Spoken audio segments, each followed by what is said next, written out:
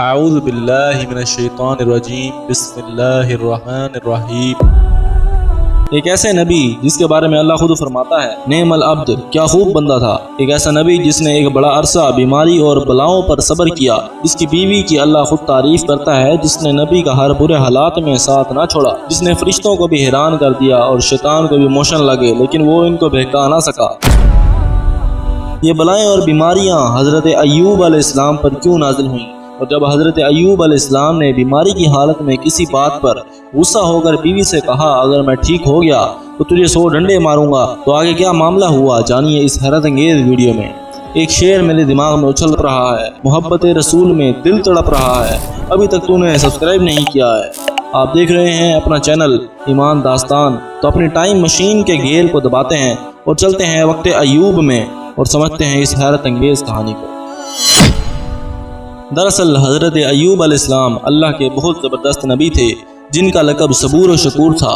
کہا جاتا ہے کہ آپ حضرت ابراہیم علیہ السلام کی نسل سے تھے اور آپ کی والدہ حضرت لوط علیہ السلام کی نسل سے تھیں، اور اسلامی تاریخی معلومات کی روشنی میں کچھ شبہات ہیں۔ حضرت ایوب علیہ السلام کو اللہ نے بڑی مال و دولت عطا کی تھی۔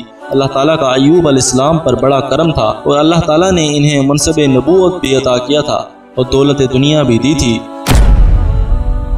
کہتے ہیں کہ آپ کے پاس 500 جوڑے بیل کے تھے، بہت سی بکریاں اور کافی تعداد میں اونٹ و خچر گھوڑے تھے، غرض اور باغات بھی تھے، کثیر تعداد میں زمینیں تھیں اور غلاموں کی بھی کمی نہ تھی۔ لیکن اس تمام مال و دولت کے باوجود آپ کی عبادت کا یہ عالم تھا کہ فرشتے بھی حیران ہوتے تھے۔ آپ کے دل میں مال کی محبت کم اور اللہ کے خوف کا جذبہ زیادہ ہوتا تھا، جو آج کل ہم میں ختم ہو گیا ہے۔ کہتے ہیں کہ جب تک حضرت ایوب علیہ السلام محتاجوں اور غریبوں کو کھانا نہ کھلاتے تھے تب تک خود تناول نہیں فرماتے تھے۔ حضرت ایوب علیہ السلام اللہ کے اس قدر برگزیدہ پیغمبر تھے کہ حضور اکرم صلی اللہ علیہ وآلہ وسلم پر فرض کیا گیا ہے کہ ان کے واقعے کو مسلمانوں کے درمیان پھیلائیں، تاکہ کوئی بھی مسلمان مشکلات میں ہو تو حضرت ایوب علیہ السلام کی زندگی سے سبق حاصل کر سکے۔ حضرت ایوب علیہ السلام پر جو بیماری اور امتحان آیا تھا، ایک تو اس وجہ سے کہ اللہ تعالیٰ نے ان کے مرتبے کو بڑھانا تھا، اور 2 روایات ہیں۔ ایک یہ کہ ایک دن فرشتے کہنے لگے کہ اتنا مال و دولت ہونے کے باوجود بھی حضرت ایوب علیہ السلام کس قدر عبادت کے مرتبے پر فائز ہیں۔ پھر خطاب ہوا، اے فرشتوں، ایوب میرا بہترین بندہ ہے، اس کی عبادت پر مالداری کا کوئی اثر نہیں پڑے گا۔ جو میرا مخلص بندہ ہے وہ ہر حال میں میری بندگی کرے گا، نہ ہی اس پر مال و دولت کی فراوانی اثر ڈال سکے گی۔ ایوب میرا بہترین بندہ ہے، وہ ہر حال میں اپنے خلوص اور بندگی کا مظاہرہ کرے گا۔ اس کے بعد اللہ تعالیٰ نے حضرت ایوب کے حالات کو بدل دیا اور ان کو امتحان میں ڈال دیا، باقی خدا بہتر جانتا ہے۔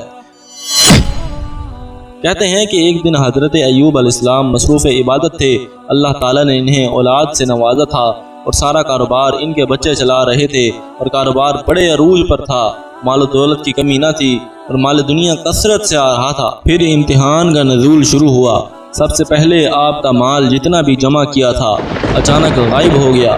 حضرت ایوب نے صبر کیا اور عبادت میں اس رکاوٹ کو بھی نہ آنے دیا۔ پھر ان کے چند بیٹے فوت ہو گئے، اس پر بھی حضرت ایوب علیہ السلام نے صبر کا دامن تھامے رکھا اور یاد الہی سے غافل نہیں ہوئے اور اللہ تعالیٰ کا شکر کرتے رہے۔ پھر حضرت ایوب علیہ السلام کا چرواہا بھاگ کر آیا اور کہنے لگا، حضور، آپ کے سارے بکرے بکریاں جو لاکھوں کی تعداد میں تھے اچانک ہلاک ہو گئے ہیں۔ اس پر بھی حضرت ایوب علیہ السلام نے صبر کا مظاہرہ کیا اور اللہ تعالیٰ کی بارگاہ میں شکر گزاری کا مظاہرہ کرتے رہے اور عبادت میں مشغول رہنے لگے۔ پھر کچھ دنوں بعد گائے بیل کا رکھوالا دوڑتا ہوا آیا اور کہنے لگا، حضور، آپ کے سارے مویشی اچانک ہلاک ہو گئے ہیں، پتہ نہیں کیا بلا آئی ہے۔ تب بھی حضرت ایوب علیہ السلام نے کہا، جس کا مال تھا اس نے واپس لے لیا اور صبر کیا، یہاں تک کہ تمام مال و اسباب چلا گیا اور اولاد بھی ختم ہو گئی۔ پھر کچھ عرصے کے بعد آپ کے گھر میں آگ لگ گئی اور تمام مال ختم ہو گیا اور خاکستر ہو گیا، تمام زمین جل گئیں اور باغات بھی اللہ تعالیٰ نے واپس لے لیے۔ اب حضرت ایوب علیہ السلام کا اصل امتحان شروع ہونا تھا۔ آپ نے ہر امتحان میں صبر کیا اور عبادت الہی سے کبھی غفلت نہیں کی اور اللہ کی حمد و ثنا کرتے رہتے تھے اور اپنی بیوی کو بھی صبر کی تلقین کرتے تھے۔ پھر جب حضرت ایوب علیہ السلام پر بیماری کا نزول شروع ہوا اور بیماری نے پورے بدن کو گھیر لیا، اس حالت میں بھی آپ نے اللہ کا شکر کیا اور اس کی عبادت میں کمی نہ کی۔ یہ دیکھ کر شیطان کو بخار ہونا ہی تھا، اب اس نے آپ کو بہکانا چاہا، لیکن جس بندے پر اللہ کا کرم ہو وہ کیسے بہک سکتا ہے۔ اور حضرت ایوب علیہ السلام اللہ کی عبادت کرتے رہتے تھے۔ اس بیماری کے بارے میں زیادہ معلومات نہیں ملتی، کون سی بیماری ہوئی تھی باقی اللہ بہتر جانتا ہے۔ سورہ الانبیاء آیت نمبر 83-84 ابن کثیر کی تفسیر میں ہے، وہ شہر کے کنارے اکیلا رہ گیا اور اس کی بیوی کے علاوہ کوئی اس کے ساتھ شفقت سے پیش آنے والا نہ تھا جو اس کی دیکھ بھال کرتا تھا۔ لیکن کہا جاتا ہے کہ بہت ہی سخت بیماری تھی۔ اب حضرت ایوب علیہ السلام شہر سے دور رہنے لگے اور عبادت کرتے رہے، اور ایسی عبادت کہ فرشتے بھی حیران رہ گئے۔ اللہ تعالیٰ فرماتا ہے کہ یہ میرا نعم العبد یعنی بہت اچھا بندہ ہے۔ کہا جاتا ہے کہ حضرت ایوب علیہ السلام پر جو امتحان آئے وہ شیطان کی وجہ سے تھے، کیونکہ شیطان اللہ سے کہنے لگا کہ یہ جو تیرا بندہ ایوب ہے وہ تیری عبادت اس لیے کرتا ہے کیونکہ اس کے پاس مال ہے، اگر تو اس سے فراوانی نعمت فراوانی مال چھین لے تو وہ عبادت سے غافل ہو جائے گا۔ اس پر ایوب علیہ السلام کو امتحان میں ڈال دیا گیا۔ اب یہ بات صحیح ہے یا نہیں باقی رب بہتر جانتا ہے۔ کہتے ہیں کہ ان کی بیماری میں اضافہ ہوا اور جسم میں کیڑے پڑ گئے، جس کی وجہ سے وہ شہر سے دور رہنے لگے۔ لیکن علماء فرماتے ہیں کہ انبیاء پر ایسی بیماریاں نہیں آتی جس کی وجہ سے لوگ ان سے دور ہو جائیں، کیونکہ اگر لوگ ہی ان سے دور ہو جائیں گے تو تبلیغ کا کام کیسے چلے گا۔ کہتے ہیں کہ آپ کی 4 بیویاں تھیں، جن میں سے 3 نے ساتھ چھوڑ دیا اور ایک نے دل و جان سے آپ کی خدمت کی۔ مورخین کہتے ہیں کہ جب امتحان ختم ہو گیا تو حضرت ایوب علیہ السلام کا مقام اور زیادہ بڑھ گیا،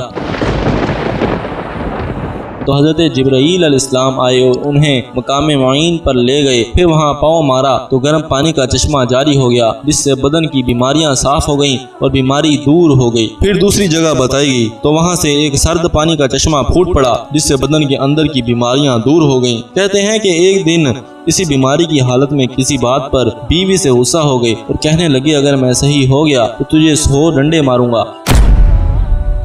حضرت ایوب علیہ السلام ٹھیک ہو گئے تو سوچنے لگے کہ اب بیوی اتنی خدمت گزار ہے، اسے 100 ڈنڈے مارنا تو جائز نہیں ہے۔ تو اللہ تعالیٰ نے ترکیب بتائی اور جھاڑو کے 100 تیلے لیے بیوی کو ایک دفعہ لگا دیے، جس سے آپ کی قسم بھی نہ ٹوٹی۔ حضرت ایوب علیہ السلام صحت مند ہونے کے بعد تبلیغ دین فرما رہے تھے اور آپ کی عمر اختتام تک پہنچ گئی اور آپ کی روح اللہ تعالیٰ کے پاس پرواز کر گئی۔